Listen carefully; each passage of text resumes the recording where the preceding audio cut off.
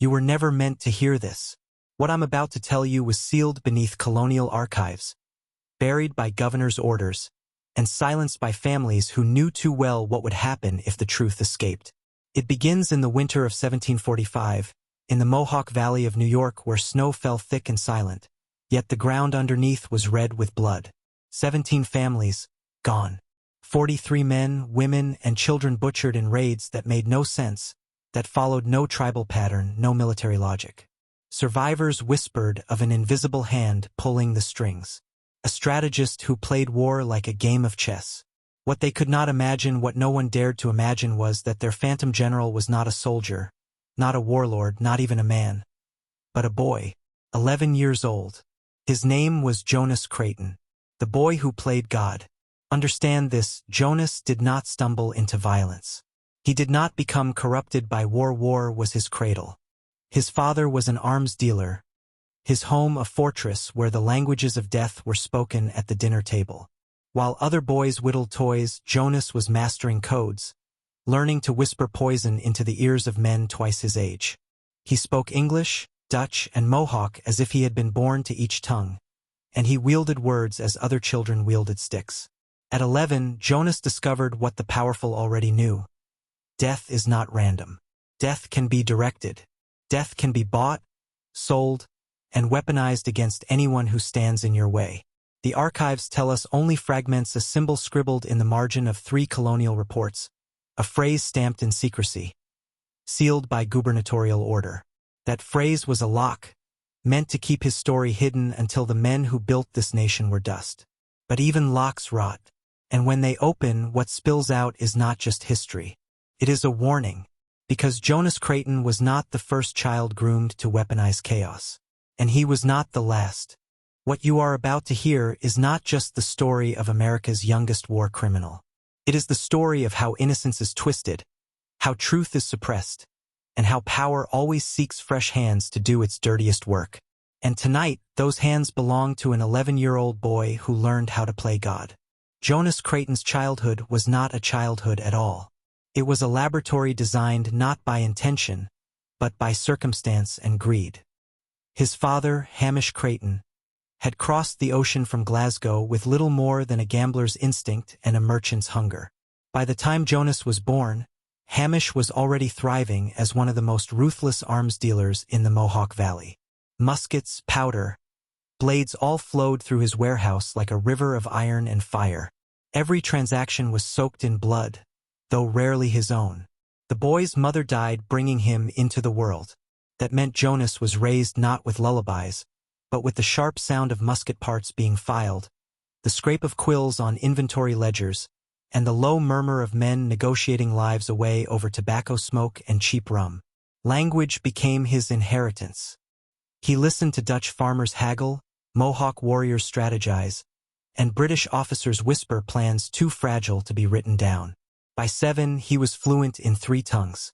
By 8, he knew when a man was lying by the flicker in his eyes. By 9, he understood that fear could be planted like a seed and harvested for profit. Hamish saw his son as an asset. He dressed the boy not in rags, but in carefully tailored clothes that made him look like a miniature gentleman. When clients arrived, Jonas was sent to fetch wine, translate words, or carry sealed letters. To outsiders, it was harmless, a clever child assisting his father. But behind those gray eyes, Jonas was memorizing, analyzing, storing away details others missed. He understood leverage long before he ever learned morality. The first manipulation came quietly, almost invisibly. Jonas overheard 2 Dutch traders mocking his father's prices, joking that Hamish was greedy enough to sell guns to his own enemies. Jonas did not cry, did not pout. Instead, the next day, when those same traders visited the warehouse, Jonas casually mentioned he had overheard French scouts describing Dutch farms as easy prey. He framed it as a child's frightened confession, his voice trembling with rehearsed innocence. Within days, those traders spread panic among their neighbors. Farms fortified. Families pulled back from the frontier. Business surged because fear meant weapons, and weapons meant Hamish's coffers overflowed. Hamish never questioned how that fear had been planted. But Jonas knew. He had pulled his first string. And when he saw how easily grown men bent to the soft push of a boy's words, something dark bloomed inside him. Not joy, not guilt, but power. By the summer of 1745, the valley had become a chessboard of alliances, raids, and rumors. French captains pushed south from Lake Champlain, Mohawk war parties scouted the rivers, and British officers scribbled desperate reports to governors who cared more for profit than protection. To most, it was chaos. To Jonas Creighton, it was a map. Every player, every tribe, every regiment was a piece waiting to be moved. Hamish Creighton still believed he was the one in control. He thought his son's role was to translate, to observe, to run messages between the factions. But Jonas had already begun cultivating his own network, writing letters in English, Dutch, and Mohawk with a precision that disguised his age. His handwriting was unervingly mature, crisp, deliberate. The ink pressed as though each word was carved into the page. He signed with invented seals, using symbols only his recipients would recognize. To the French, he whispered of British weaknesses. To the British, he hinted at Mohawk betrayals. To the Mohawk, he suggested which farms were secretly aiding the French. Each message contained just enough truth to spark suspicion, just enough fabrication to ignite chaos. But the boy needed a proving ground, a stage where he alone would be the unseen conductor. He found it in the Vanderburg farm, a prosperous Dutch family whose trade routes cut into his father's profits. Jonas knew they would never be targeted openly. They were too valuable, too visible, which meant they had to be destroyed indirectly, by rumor sharpened into accusation. One humid afternoon, Jonas arrived at their farm under the guise of delivering medicine from his father. While Greer Vanderburg busied herself with herbs and teas, Jonas whispered to Peter Vanderburg with all the false guilt of a child carrying a secret too heavy for his small frame. He spoke of French captains naming Dutch farmers as collaborators. He let his eyes water, his voice tremble, as he confessed that he had overheard his father scolding the French for dragging innocent Dutch families into danger. Jonas named no names. He didn't have to. The implication hung like smoke. Within a week, whispers spread. The Vanderburgs were marked as untrustworthy. When a Huron war party struck near their land, neighbors muttered that perhaps Peter had invited it. Suspicion became isolation. Isolation became vulnerability. And when their farm was finally raided, the family slaughtered. Their goods seized, the valley did not mourn.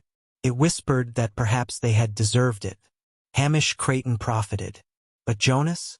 Jonas had orchestrated it all without his father's hand.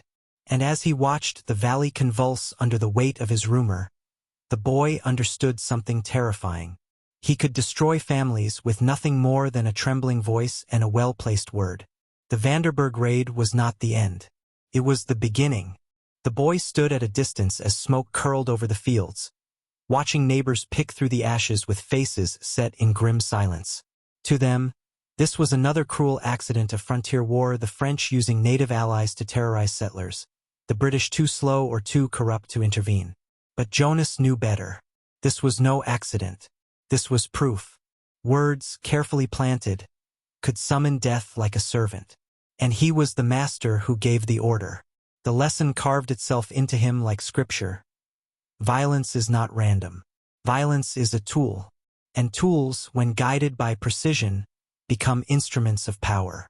From that moment on, Jonas refined his methods the way a composer sharpens a symphony. He began speaking to warriors as if he were one of them, leaning on his fluency in Mohawk to cloak himself in their trust. He sowed doubt among Dutch traders by mimicking their accents, turning whispers into suspicion, suspicion into division. Every faction thought he was their ally. Every leader thought the boy was merely repeating what he overheard. None realized that Jonas was composing the music, and they were dancing to it. When raids began striking further south along the valley, the pattern was unmistakable to anyone who dared to look. Each family targeted was one Jonas had quietly marked. A snide remark about unfair trade, a rumor of hidden loyalties, a suggestion that perhaps this farm or that merchant had grown too close to the French. He never gave direct orders. He didn't have to. He simply lit the match and stepped back as grown men carried the flame into their neighbors' homes. By autumn, entire households had been wiped from the valley. 17 families, 43 dead. And still, no one suspected the boy. Colonial officers wrote reports blaming unruly Indians or French provocateurs. Hamish profited from both sides, his coffers swelling as the demand for weapons soared. And Jonas? He moved silently through it all, eyes cold, voice soft. A ghostly figure orchestrating slaughter with the calm detachment of someone arranging pieces on a board. The most disturbing detail is this. Survivors of those massacres later recalled seeing Jonas at the trading post days before their families were destroyed. Some swore he had asked strange, probing questions: who guarded their homes, how many rifles they kept, what debts they owed. At the time, they thought it was just the curiosity of a clever child. Only later did they realize the truth. He was not curious. He was collecting data. Jonas Creighton was 11 years old. And already, he had turned genocide into an art of precision. Blood can silence a family. But fear can silence a valley. Jonas Creighton was quick to understand the difference. Death is final. It removes a voice. But fear lingers, infects, multiplies. It makes a man police himself, betray his neighbors, abandon his principles just to survive another day. Jonas discovered that he did not need to kill every farmer, every trader, every soldier. He only needed to make them believe they might be next. His first true experiment came after the slaughter of the Vanderburgs. Neighbors whispered, children cried at night, and the markets buzzed with paranoia. Jonas studied the atmosphere like a scientist, listening to how rumors moved from one mouth to another. Then he added his own ingredients. A careless remark in Dutch here, an urgent whisper in Mohawk there, an innocent question in English that sounded too precise to be random. Why do the raiders always seem to know who has the fattest cattle? The valley began to turn inward. Suspicion spread like fire through dry grass. Families accused one another of betrayal. Farmers locked their barns, refusing to lend tools to men they had trusted for years. Old debts became mortal sins, and petty rivalries exploded into lasting fractures. Jonas never lifted a weapon, never issued an order. He simply shaped the air, turning it toxic, making trust impossible. Hamish, his father, saw the consequences only in silver and coin. To him, fear was good for business. Fearful men bought muskets. Fearful women begged for powder. Fearful families fortified their farms with lumber and steel purchased at inflated prices. But Jonas had already surpassed his father. Where Hamish saw profit, Jonas saw control. Fear gave him the ability to move entire communities without their knowledge. It was not money that excited him. It was power. Survivors from that season remembered Jonas in strange detail. They recalled the way he would stare at them, not like a child curious about their lives, but like a scholar dissecting them. Some said he asked about dreams, whether they felt watched at night, whether they feared God more than man. Others swore he told them stories, parables in which families betrayed one another and suffered terrible fates. They laughed nervously at the time, thinking it was a boy's dark imagination. Only later did they realize the parables were prophecies. Jonas was no longer orchestrating raids. He was orchestrating terror. And once a community is conquered by its own fear, no army is needed to destroy it. By the turn of autumn, Jonas Creighton no longer played with farmers and traders. He had tasted the power of fear and rumor, and now he hungered for larger prey. Civilians could be broken, but civilians were pawns. If Jonas wanted to shape the board itself, he needed to place his hand on the kings and captains. And so, the boy began whispering to men in uniform, men sworn to oaths, men who believed they commanded armies. They never realized an 11-year-old was commanding them. The opportunity came with Captain Edmund Stockwell of the New York colonial militia. Stockwell arrived at Fort Hunter with a chest full of worry. He had heard that French muskets were turning up in the hands of warriors raiding English settlements. He suspected double dealing. What he did not suspect was that his most valuable informant would be a child. Jonas listened to Stockwell's concerns with wide, unblinking eyes. Then, In a voice trembling with rehearsed innocence, he accidentally mentioned overhearing his father's trade negotiations with French scouts. He spoke just enough truth to draw Stockwell closer, then paused, hesitated, and forced the captain to coax the rest from him. The trap was perfect. By the end of that meeting, Stockwell saw Jonas not as a boy, but as a pipeline of intelligence too precious to ignore. Every week the captain returned. Every week Jonas fed him morsels. Where French parties moved, which Mohawk villages shifted allegiance, which traders flirted with treason. Most of it was true. Some of it was not. But all of it was arranged to guide Stockwell's suspicion toward whichever family, village, or rival Jonas wanted broken. Stockwell marched his men into raids that punished the innocent, provoked retaliation, and deepened chaos across the valley. He never realized he was fighting a war designed by a child. The same pattern unfolded with tribal leaders. Jonas would sit in longhouses, small and silent, until the warriors forgot he was even there. Then he would speak in fluent Mohawk, with a gravity that seemed unnatural in one so young. He told them of British betrayals that had not happened, French promises that were never made, Dutch conspiracies that did not exist. The warriors, hardened men who trusted only their kin, found themselves listening to the pale-faced boy who spoke their tongue better than many of their own. They followed his guidance because he made them feel he understood their fears. And in a way, he did. Jonas knew the language of fear in every dialect. By winter's first snow, militia captains marched on farms Jonas had condemned, and warriors burned settlements Jonas had marked. He was no longer manipulating individuals. He was orchestrating institutions. And no one, not the British, not the French, not the Mohawks, saw the invisible hand steering them. The valley bled, but Jonas Creighton thrived. There comes a moment in every tyrant's life when manipulation is no longer enough. When the power to whisper and shape outcomes feels insufficient. When the hunger shifts from influence to ownership. For Jonas Creighton, that moment came before his 12th birthday. He no longer saw himself as a clever boy playing at games of men. He saw himself as chosen, set apart, not just a participant in the chaos of war, but the hand directing it. He had watched entire families vanish because of words he planted. He had seen warriors march into death because he nudged them with stories. He had forced militia officers to waste men and powder on phantom threats. At first, he relished the control like a boy testing fire with his bare hands. But as the body count rose, something changed. He stopped feeling surprise. He stopped feeling hesitation. And then he stopped feeling anything at all. The silence of the valley, the ruined farms, the burned-out cabins, the empty hearths where children once laughed became his cathedral. Every grave was an altar, every ruined family a sacrifice. And Jonas was the priest. It was here that the whispers began, not to others but to himself. He told himself that life and death were not matters of chance. They were decisions, choices that only a few were capable of making. Men who prayed to God did so because they believed only heaven could decide fate. But Jonas had proven otherwise. God had abandoned this valley, and in his absence, an 11-year-old had taken the throne.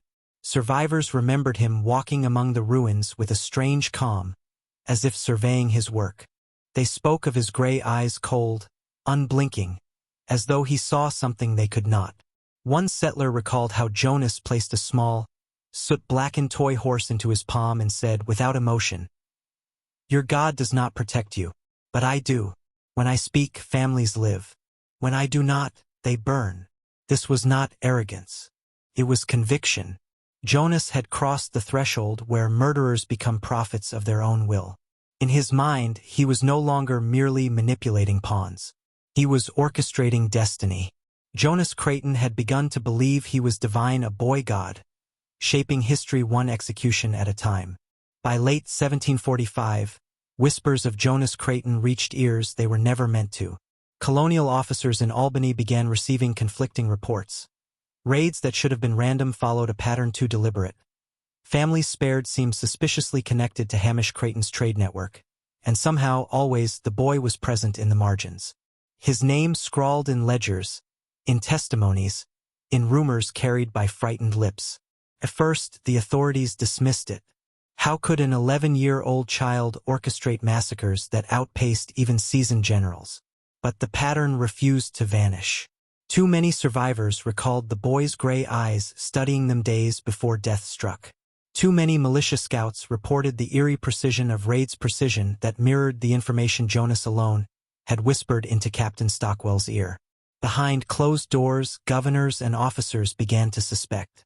But suspicion alone was poison, because to accuse Jonas was to accuse his father. And Hamish Creighton was not just a merchant. He was the artery through which weapons flowed to both British militias and their native allies. Without him, the frontier defenses would crumble. If it became known that his household, that his child was manipulating both sides, it would unravel everything. The fragile treaties, the secret bribes, the very scaffolding of colonial power. So they chose silence. The first cover-up was subtle, a report rewritten, Jonas's name struck out, replaced with vague references to native intermediaries. Then came sealed orders, documents locked under gubernatorial command, stamped with notations meant to bury them for centuries. Jonas was not erased because he was innocent. He was erased because his guilt was contagious. To reveal him would expose the corruption of every officer, every governor, every merchant who had profited from the chaos. But erasure has a cost.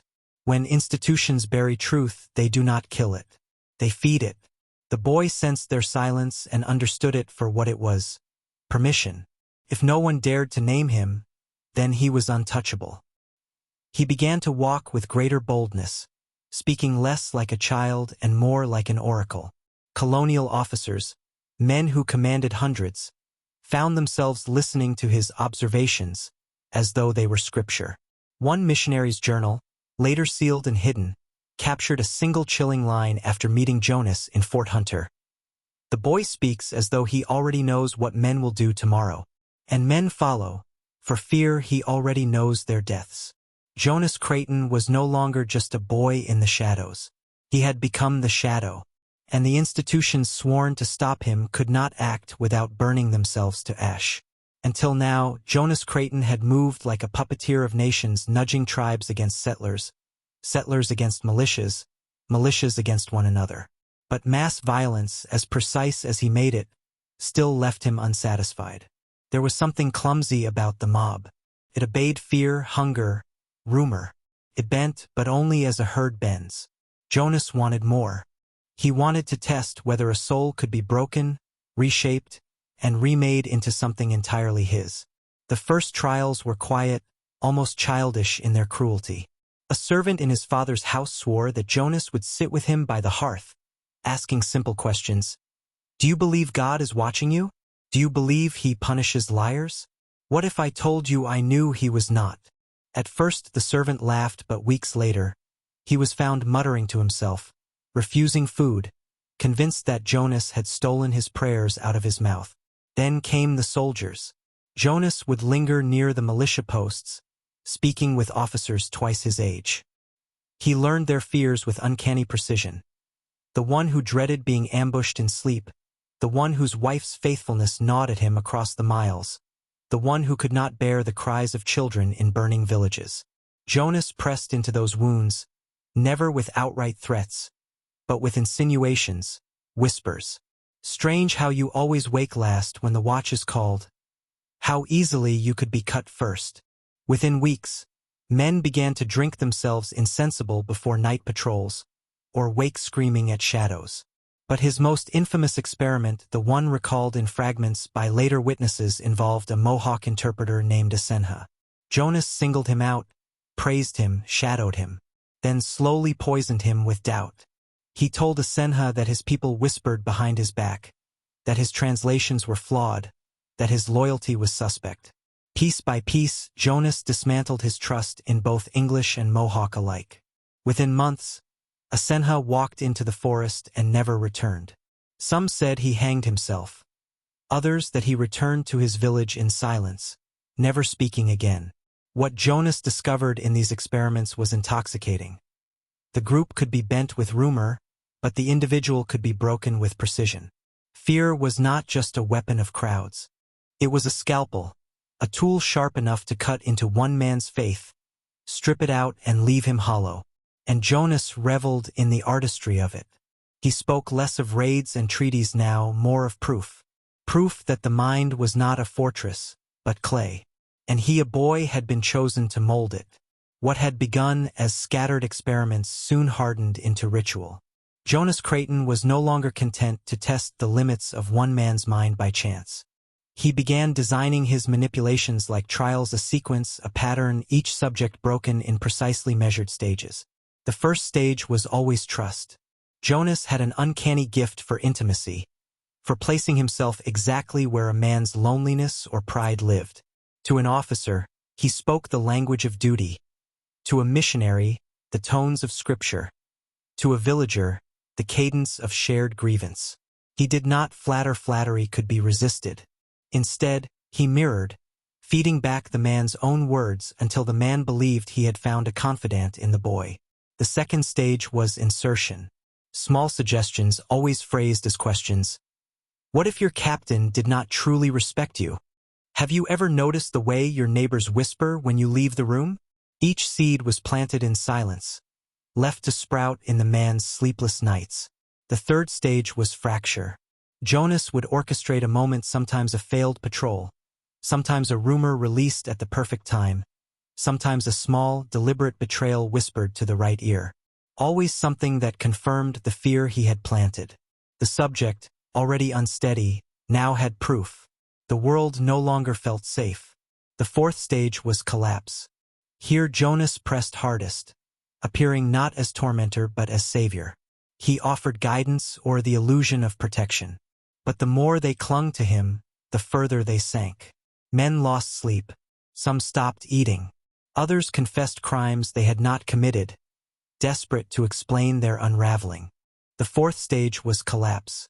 Here Jonas pressed hardest, appearing not as tormentor but as savior. He offered guidance or the illusion of protection. But the more they clung to him, the further they sank. Men lost sleep. Some stopped eating. Others confessed crimes they had not committed, desperate to explain their unraveling. A few begged Jonas not to abandon them, as though the boy himself had become the sole thread tethering them to reality. Survivors left behind described the pattern in eerily similar terms. A period of trust, followed by gnawing doubt, then some shattering event, and finally the hollow-eyed silence of collapse. It was too consistent to be chance. Jonas was shaping men like clay, but instead of creating, he hollowed them, leaving shells. The militia whispered about it in hushed tones. They called it the Creighton mark.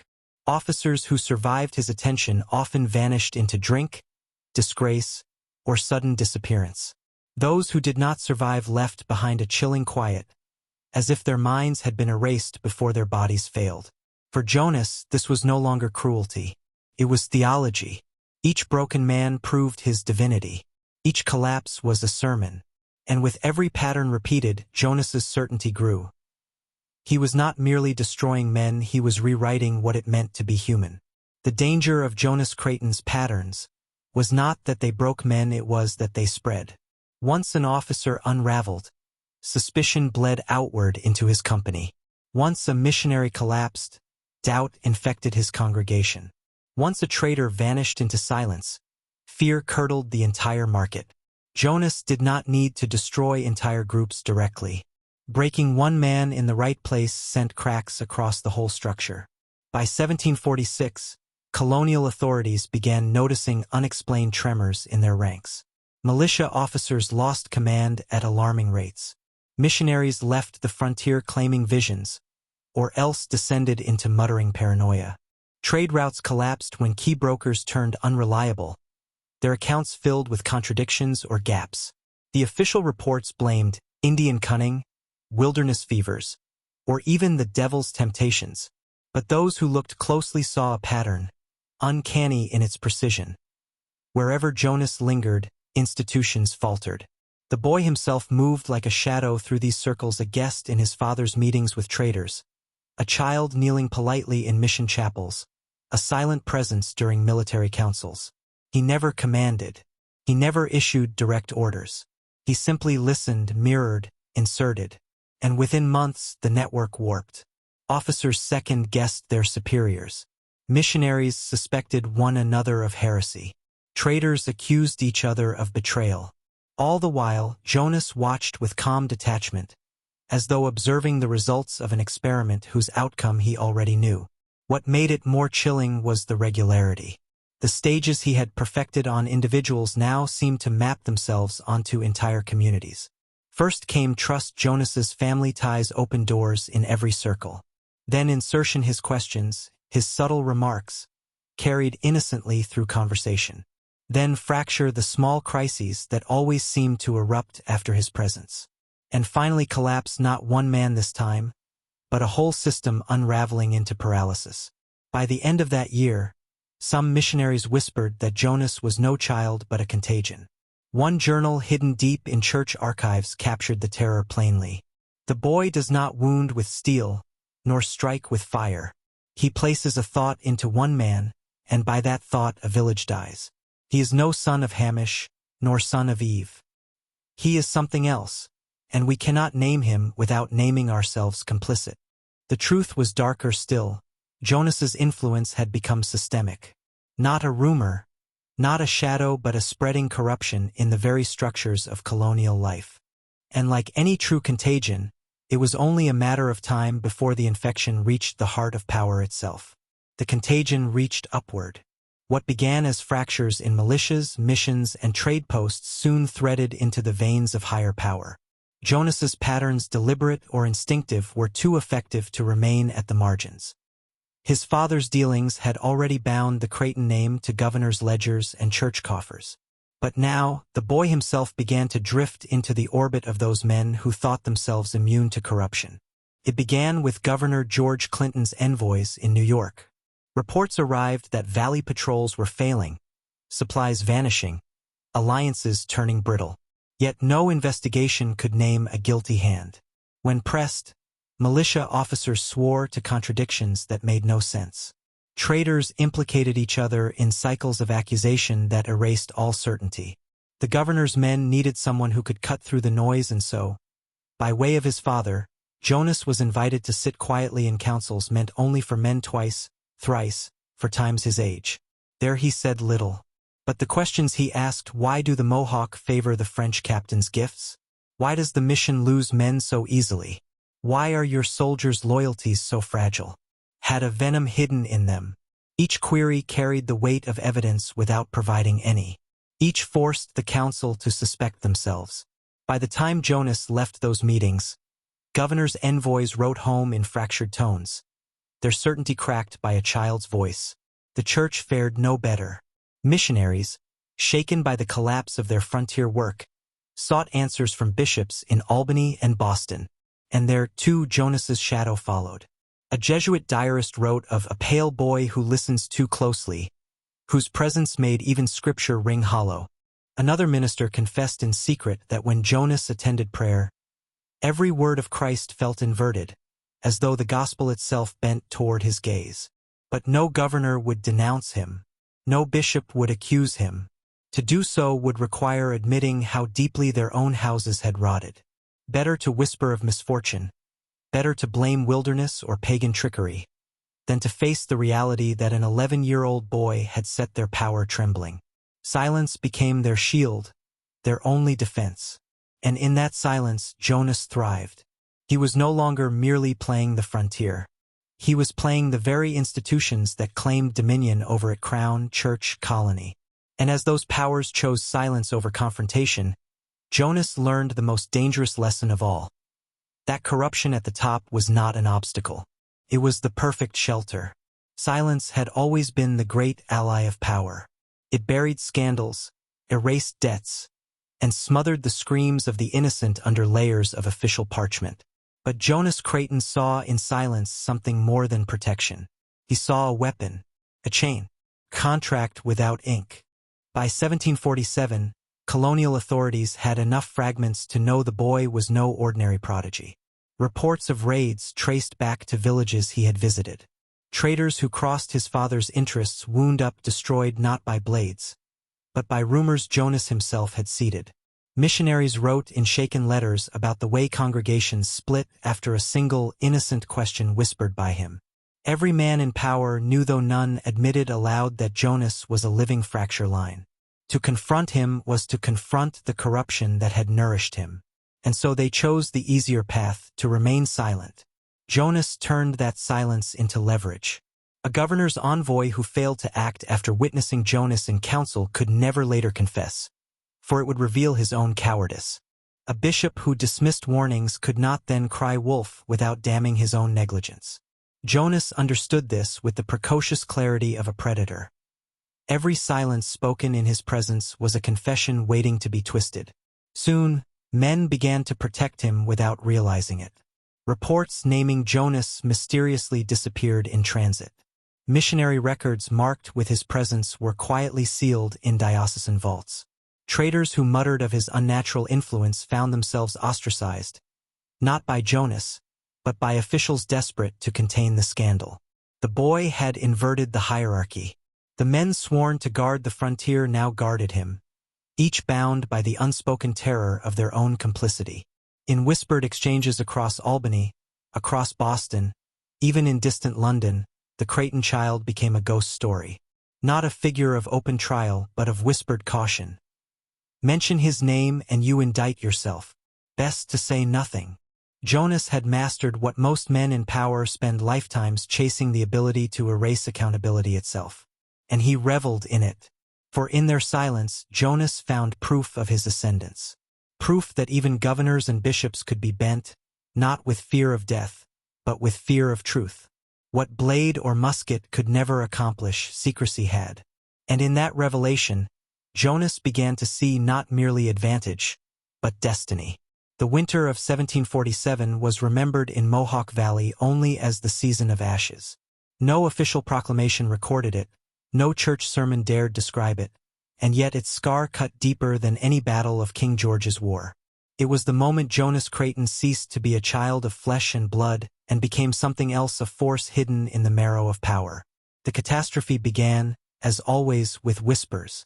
Jonas moved between Fort Hunter and Albany, planting doubts among militia captains, suggesting betrayals among Dutch settlers, hinting at French spies lurking where none existed. Within weeks, militia patrols began clashing with their own allies. Dutch farmers accused neighbors of treason, and Mohawk warriors fractured along invisible lines of suspicion. None of it required a musket fired by Jonas's hand. His weapon was silence, the silence of governors who failed to expose him, the silence of clergy who sealed records instead of confronting them, the silence of men who chose their careers over truth. When the collapse came, it was precise. Entire families burned in retaliatory raids sparked by false accusations Jonas had whispered. Militia garrisons abandoned posts after officers turned on one another, convinced their own ranks were compromised. Mission settlements were left to the wolves, their priests broken by paranoia sown months earlier. By the time the ash fell across the valley, 43 lives had been erased, their blood and smoke woven into a tapestry Jonas had designed with surgical detachment. And yet when reports reached Albany, no one wrote his name. The governor's men spoke of Indian unrest. Missionaries muttered of Satan's hand. Traders blamed the chaos of war. The boy at the center of it all became invisible by design. For to write Jonas into the record was to confess the truth, that the colony's leaders had been ruled by an 11-year-old child. One missionary, near death years later, broke the silence with words scrawled in a hidden journal. He played us like God. He gave life and he took it, and we covered his crimes with our silence. The valley was not lost to France, nor to the tribes. It was lost to a boy whose gaze unmade men. And so Jonas Creighton's greatest victory was not the blood spilled, but the silence that followed. A silence that preserved him, erased him, and yet ensured his name survived only in whispers, only in fear. You've followed me this far. You've walked through the ashes of a valley erased, through whispers that destroyed more lives than any blade, through the shadow of a boy who never fired a musket, never swung a sword, and yet bent entire institutions to his will. Jonas Creighton did not simply live in 1745. He still lives in the silence that followed him. That is the final truth. History teaches us that monsters are named, recorded, put on trial. But the greater monsters are the ones whose names are buried, erased, not to protect the innocent, but to protect the guilty. Jonas was America's youngest war criminal, but you will not find him in your textbooks. Governors chose silence to hide their complicity. Clergy chose silence to protect their sanctity. Traitors chose silence to preserve their profits. And in that silence, Jonas became immortal. What is more terrifying than an 11-year-old boy orchestrating genocide? The fact that the men who could have stopped him didn't. The fact that they decided it was safer to bury the truth than to confront it. And if that sounds distant, remember this. The pattern did not die with Jonas. It survives wherever silence protects power. Wherever institutions refuse to name their own rot. Wherever you are told, don't ask, don't look too closely, don't speak. That is why Jonas Creighton is not just history. He is a mirror, a warning, a ghost who survives not in documents but in the very systems you trust to tell you the truth. And here is the part you must face alone. Once you've heard his story, you cannot unknow it. You cannot claim ignorance. You cannot hide in silence without becoming one of his pawns yourself. So I will ask you now, do you dare break the cycle? Or do you join it? If you've listened this far, if you've seen the mask of history stripped away, then write in the comments. The silence ends here. The silence ends here. Say it twice. Not for me. For yourself. To lock yourself against the same corruption that allowed a boy to play God. Because in the end, Jonas Creighton's shadow is not just a story. It is a warning. And warnings are not meant to be ignored. The silence ends here. Now you've heard what they buried for nearly 3 centuries. And if you've listened this far, you're not just a viewer, you're one of the few willing to look where others turn away. Break the silence. Type in the comments. The silence ends here. The silence ends here. Twice. That's not just engagement, it's a declaration. A way to mark yourself as someone who refuses to be a pawn in the games of history. And if you're ready to descend deeper into the truths they still don't want you to see, subscribe now. This channel isn't entertainment. It's a weapon.